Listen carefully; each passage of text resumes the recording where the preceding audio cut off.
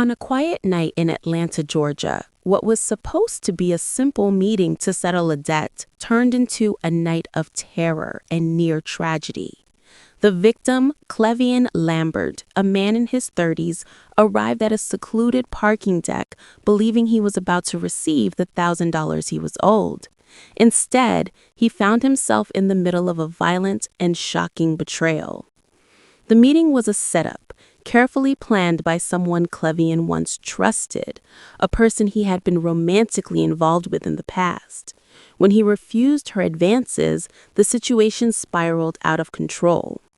In the fit of rage, she allegedly opened fire, shooting him multiple times as he tried to escape. One of the bullets severed a major artery, leaving him critically injured and fighting for his life.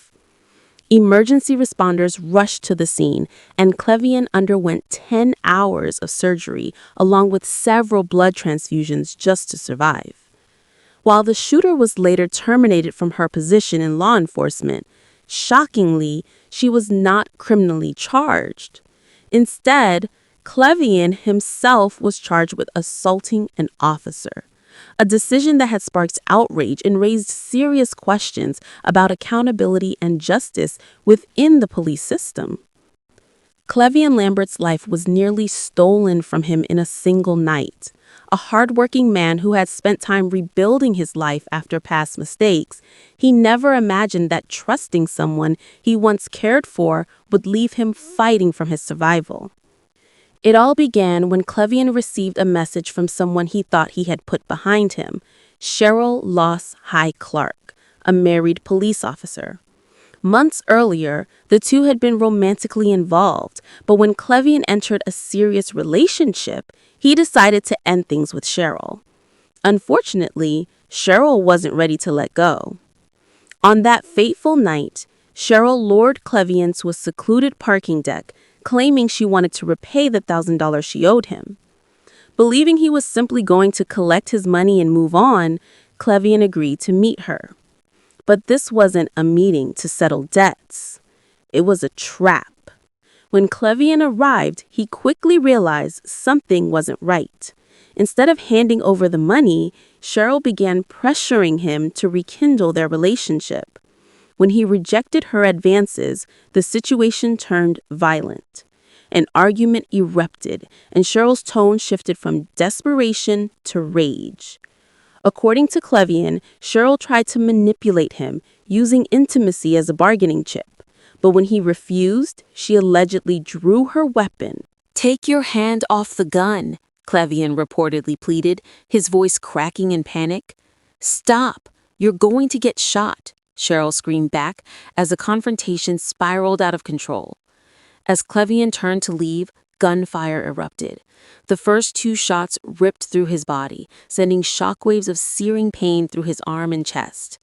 He stumbled toward his car, desperate to escape, but Cheryl kept firing, bullets shattering his windows as he tried to drive away. One round struck his brachial artery, a critical blood vessel in his arm. He could feel his life slipping away as blood soaked his clothes.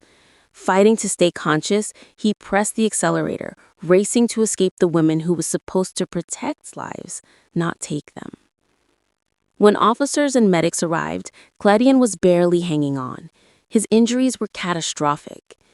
Doctors later revealed that it took 10 hours of surgery, multiple blood transfusions, and a medically induced coma to keep him alive. Even now, he faces months of painful rehabilitation, learning to use his arm again, and coping with the trauma of what happened. While Clevian was clinging to life, Cheryl Clark faced a very different reality. She was fired from her position as a police officer, but no criminal charges were filed against her.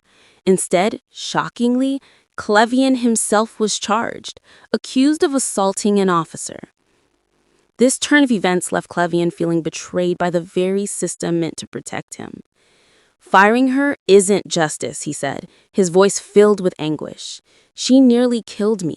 She needs to be held accountable, not just as an officer, but as someone who tried to take my life."